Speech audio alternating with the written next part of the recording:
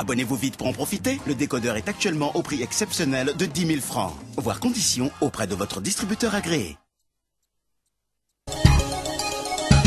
Les sports, les infos, la musique, l'actualité, le tout amusé et servi à chaud pour vous sur Radio Clédou.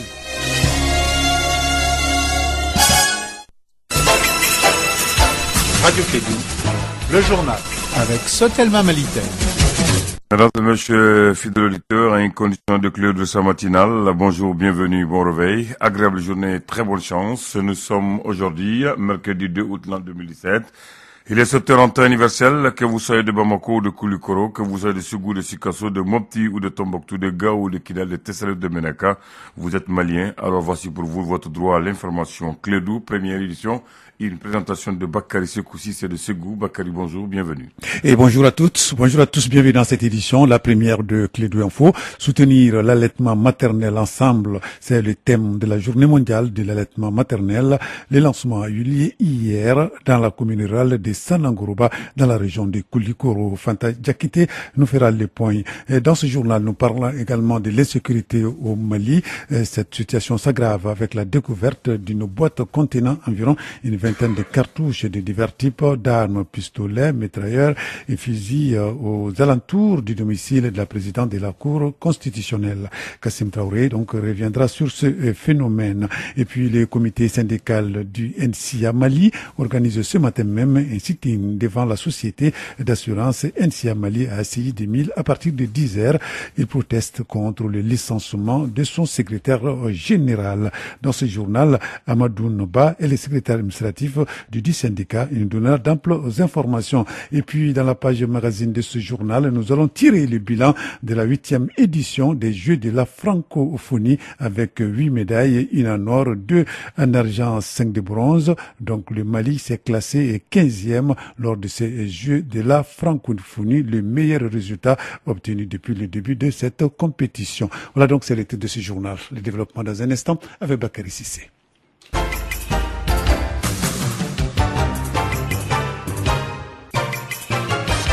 Aujourd'hui, nous sommes le mercredi 2 août 2017. Bienvenue dans cette édition, la première de Clédou Info. Je le disais tantôt, dans notre pays, le Mali, l'insécurité est en train de gagner du terrain. Après les autres localités du pays, la capitale est en proie à une insécurité. Elle est caractérisée par des braquages, des attaques à main armée et des coupeurs de route. Cette situation s'aggrave aujourd'hui avec la découverte d'une boîte contenant environ une vingtaine de cartouches divers types d'armes. C'était aux alentours du domicile de la présidente de la Cour constitutionnelle. Kassim Traoré nous en dit plus par rapport à ces phénomènes. La découverte d'une boîte contenant environ une vingtaine de cartouches de divers types d'armes, pistolets et mitrailleurs plus fusils aux alentours du domicile de la présidente de la Cour constitutionnelle n'est point une surprise pour Amadou Koné, agent comptable. Les attaques se répètent de jour en jour. Il est temps que l'autorité se mette au boulot, essayer de corriger les systèmes, aussi de vérifier leur méthode d'intervention au niveau de la ville de Bamako et partout au Mali. Et pendant ces 2 jours, les 3 personnes que vous venez de citer, il y en a beaucoup dont leur nom ne figure pas. Sinon, on n'en finit pas. Chaque jour, il y a des gens qui sont attaqués par là et par-ci, par-là. Malgré les dispositions prises par le ministre de la Sécurité, les Bamakois trouvent qu'il y a de l'insécurité. Les auteurs ne sont ni arrêtés, encore moins punis. Siaka Djamouteni. L'attaque qui s'est produite devant le siège de l'Ecobank, jusqu'à présent, il n'y a pas eu de résultat. L'enquête n'a pas abouti. On a toujours ouvert des enquêtes, mais ça n'aboutit pas. Bon, il faut qu'on nous dise la vérité. Qu'est-ce qui se passe? Parce que les gens, vraiment, ne se sentent plus en sécurité. Il y a un psychose qui règne dans la capitale, vraiment, il faut qu'on arrête. Au point que certaines personnes sont en train de dire qu'ils vont s'armer. Et ça n'honore pas le Malien. L'insécurité que la Cour constitutionnelle avait qualifiée de résiduelle est aujourd'hui récurrente sur l'ensemble du territoire national. Les députés de l'opposition Amadou Araba Doumbia accusent le président Ibeka. La responsabilité est individuelle. C'est le premier responsable de ce pays, c'est le président de la République, par ricocher son gouvernement. Amadou Koné pense le contraire. Pour lui, les forces de sécurité ont toujours besoin des informations des populations pour mieux les sécuriser. Il y a la part de la population aussi, c'est-à-dire que la population soit aux côtés des forces de sécurité du Mali en les informant à temps et des communications à essayer de dénoncer les coupables ou je dirais les soupçonnés à leur côté pour qu'ils puissent mener les investigations. Donc je dirais que on peut accuser les deux côtés, mais le principal acteur, c'est l'autorité. Il faut que l'autorité se mette au boulot. Pour sortir de cette situation, le gouvernement malien veut mettre en œuvre une nouvelle politique de sécurité qui commence par la sécurisation du centre du pays avec le retour de l'administration. Voilà, merci Kassim Traoré. Je le disais également dans les titres que le Mali, à l'instar des autres pays, a célébré hier mardi la 25e édition de la Journée mondiale de l'allaitement maternel. Elle sera couplée au lancement de la Semaine mondiale de l'allaitement maternel du 1er au 7 août 2017. Ici au Mali, c'est la commune rurale de Sangourouba, dans la région de Koulikoro, qui a abrité la cérémonie de lancement. Les thèmes s'intitulent « Soutenir l'allaitement maternel ensemble ». Il s'agit de soutenir les mères à pratiquer l'allaitement maternel le plus longtemps possible pour le bon développement des bébés. Notre envoyé spécial à Sanangourouba, Fanta Diakité. Cette 25e édition met l'accent sur le soutien et la pérennisation de l'allaitement maternel exclusif. Selon l'enquête démographique et de santé EDS5, au Mali, 97% des enfants sont allaités, mais seulement 33% sont allaités exclusivement jusqu'à 6 mois. Cela engendre une augmentation du taux de malnutrition qui touche un enfant sur 4. Lucia Elmi, représentante de l'UNICEF au Mali. Les avantages de l'allaitement maternel exclusif pendant les premiers 6 mois ne sont plus à démontrer. D'abord, d'un point de vue affectif, l'allaitement contribue à un rapprochement affectif entre les mères et son enfant. Deuxièmement, dans un point de vue nutritif, le lait maternel est un aliment complet pour la nourrisson et couvre tous les besoins des bébés pendant les premiers 6 mois. Il favorise la croissance et le développement. Ainsi, le choix de la commune rurale de Sanangourouba dans la région de Koulikoro n'est pas fortuit. Là-bas, 55,4% des enfants sont allaités dans la première heure de leur naissance. Cependant, la plupart des mères ne poursuivent pas l'allaitement jusqu'à 2 ans. Professeur Samba Ousmane Sow, ministre de la Santé et de l'Hygiène publique.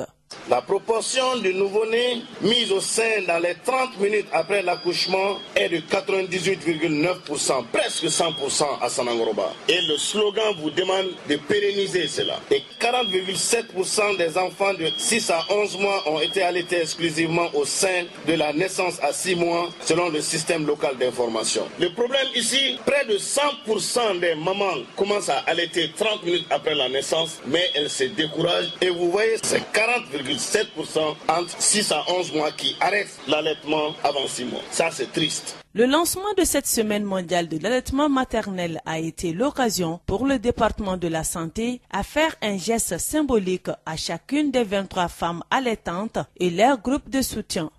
Voilà, merci Fanta Diakité. Nous allons rester avec les bébés. Une importante quantité de vivres et de produits sanitaires a été donnée hier à la pédiatrie de l'hôpital Gabriel Touré par l'association des femmes de l'Agence nationale d'assistance médicale AF-ANAM.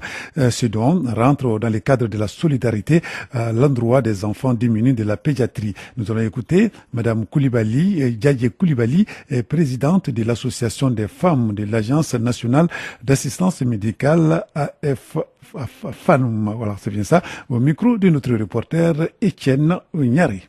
Le cadre de l'entraide et de la solidarité, comme on est une structure qui est là pour la cause des démunis, les indigents, les plus pauvres des pauvres, nous faisons leur prise en charge médicale. Nous nous sommes dit que pourquoi nous femmes, on ne peut pas apporter notre pierre à l'édifice, raison pour laquelle on s'est regroupé en association et dans le cadre de la réalisation des activités de cette association rentre la remise de dons aux enfants de la pédiatrie de l'hôpital Gabriel Touré. Bon, officiellement, sinon officieusement, il y a de cela 3 ans, nous donnons des vivres, du sucre et du petit mil pendant le mois de Ramadan aux démunis et pendant le mois de Tabaski, pendant le jour même de la Tabaski, nous leur donnons de la viande. En tout cas, nous, on est là pour la cause des démunis, les plus pauvres des pauvres. Donc, tous les aides sont les bienvenus. En fait, c'est une cause noble et nous exhortons les gens à aller vers ça. Alors donc, c'était Madame Koulibaly, Djadje Koulibaly, présidente de l'association des femmes de l'Agence nationale d'assistance médicale, interrogée par Etienne Ougnari.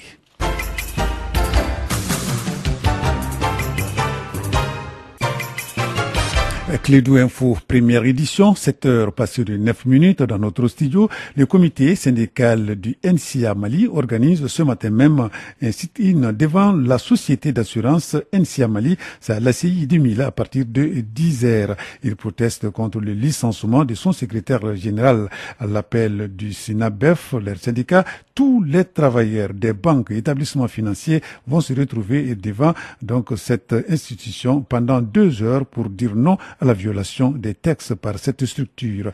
Amadou Nouba, secrétaire administratif du syndicat, nous donne des précisions au micro d'André Traoré. Effectivement, nous fermons toutes les banques, assurances, établissements financiers et commerces à partir de 10 heures pour nous battre pour une injustice, un licenciement abusif au niveau des NCA Mali, qui concerne notre camarade secrétaire général, M. Issaka Traoré, qui a été licencié abusivement pour avoir tout simplement revendiqué ses droits. Nous convions tous nos camarades sans exception. C'est une cause juste. Dieu nous est témoin. À chaque fois que nous les engageons dans un combat, c'est que c'est un combat juste. C'est connu. Au sein du SINABEF, c'est des membres responsables qui s'assument. Quand nous engageons nos membres, ils sont certains que nous les engageons sur la bonne voie. Donc ils sont tous conviés demain à 10h devant NCA. Le patronat est informé, l'APB, le comité des assureurs est informé, le secteur financier est informé également et tous nos membres sont informés, les secrétaires généraux des différents comités syndicaux sont également informés. C'est demain toute la matinée de 10h à midi, nous serons devant NCA pour protester contre une direction qui n'a pas compris que les lois de la République, les conventions internationales auxquelles l'État malien est partie prenante, ce sont des lois qui s'appliquent à tous et personne ne peut se dérober de ces lois et règlements et conventions internationales. Bien, donc, autre grogne, cette fois-ci, c'est la colère au sein du collectif des candidats au recrutement à l'INPS. Dans cette affaire qui fait couler beaucoup d'encre, chaque jour apporte son lot de révélations et d'impatience, commence donc à gagner ce qu'on appelle les récalés. Les membres du collectif demandent aux autorités l'annulation pure et simple de la procédure de recrutement à l'Institut national de prévoyance sociale, car entachée selon eux d'irrégularité à tous les niveaux. Nous allons écouter Mahamadou Kone, il est le président du collectif des candidats au recrutement à l'INPS, propos recueillis par Mahamadou Kane. Au niveau de l'Assemblée nationale, il y a Honorable Djarasouba, il y a aussi également M. Mohamed Sidibé, un élu de Yanfolila, qui fait partie de la commission des finances de l'Assemblée nationale, qui a eu à recommander plus d'une trentaine de personnes dans ce recrutement. Il y a eu également des gens qui ont eu à être recrutés moyennant, c'est-à-dire un véhicule de marque A26. Nous avons également la preuve par rapport à beaucoup de fonctionnaires qui ont été recrutés. Dans une même famille, il y a 4 personnes dans une même famille qui sont recrutées autour de ce recrutement. Nous avons également le sous-directeur d'un centre de l'Institut national de prévoyance sociale, dont son épouse et son enfant qui ont été tous recrutés autour de ce recrutement. Le népotisme a atteint son sommet aujourd'hui au Mali. Nous allons nous battre, nous au niveau du collectif, nous allons nous battre avec tous les moyens pour que ce recrutement puisse être annulé. Même malgré tout, les gens en train de suivre la formation au niveau de l'Institut national de prévoyance sociale. Nous avons la preuve par rapport à ça. Et personne ne connaît exactement le nombre exact des gens qui ont été recrutés. Même les syndicats au niveau de l'Institut national de prévoyance sociale ne peuvent pas donner le nom. Même le DG ou le DGA n'a pas parlé du nombre exact des gens qui ont été recrutés autour de ce recrutement. Et nous savons aujourd'hui qu'il y a eu des gens qui ont été recrutés, des gens d'un certain âge qui dépassent même 40 ans aujourd'hui, des gens également avec des faux diplômes qui ont été recrutés à ce recrutement. Alors, donc les propos sont de Mahamadou Kone, il est le président du collectif des candidats au recrutement à l'INPS. Donc le Premier ministre, lors de son débat des 100 jours au niveau de la primature, a bien précisé qu'il suit sérieusement ces dossiers et que ces dossiers se trouvent sur sa table. Une affaire donc à suivre. De plus en plus, des voix s'élèvent pour demander la libération des Tamba Dougré, ces jeunes opérateurs économiques de la région de Tombouctou, est en prison depuis bientôt 2 mois.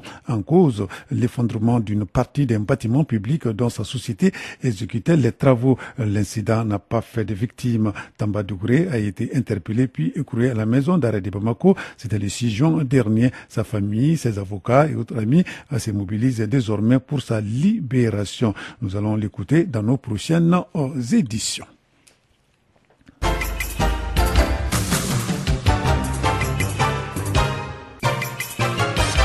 Bien, c'est l'heure du bilan, cette fois-ci, des Jeux de la francophonie. Les Jeux de la francophonie, c'est terminé à Abidjan, c'était le 30 juillet dernier. 8 médailles d'or, dont une médaille en or, je vais dire, 2 en argent, 5 de bronze, au total 8 médailles récoltées. C'est le résultat obtenu par la délégation du Mali. Au classement général, donc le 14e d'une première pour le pays qui n'a jamais eu tant de médailles en 8 éditions de participation. Donc c'est ce que nous dit l'un de nos envoyés spéciaux, Kassim Traoré. Du 21 au 30 juillet 2017, la Côte d'Ivoire a abrité le 8e Jeu de la francophonie Abidjan 2017. Parmi les 33 délégations participantes figurait le Mali, qui pour la première fois réalise sa meilleure participation au Jeu de la francophonie en récoltant 8 médailles. Amadou Djaradi Yalkoué, chef de la délégation malienne. Le bilan de la participation du Mali sur le plan culturel et sur le plan sportif est satisfaisant. Bilan satisfaisant parce que nous repartons au Mali avec 8 médailles. Nous étions inscrits sur 16 disciplines culturelles et sportives. Il y avait une discipline culturelle. Maria Maïga n'a pas pu faire le déplacement pour la peinture. Donc si on regarde cet aspect, donc on est inscrit 15 disciplines pour 8 médailles. Je pense que c'est un bilan satisfaisant. Sur les 16 disciplines, il y avait les artistes qui ont été butés à des problèmes de préparation. La troupe Nama, qui était en compétition des marionnettes géantes, a eu des difficultés lors de sa préparation. Malgré tout, elle a décroché la médaille bronze. Yakuba Magasuba, responsable des marionnettes géantes. On n'a rien eu comme l'aide au niveau du gouvernement pour notre préparation. J'ai rien eu, même la visite de l'État, j'ai pas eu personne pour aller me visiter, sauf des amis. Et il vient, il dit, Yakuba, faire comme ça, faire comme ça. À travers ça, j'ai amélioré ce qu'on vient de présenter. Bon, on n'a rien eu.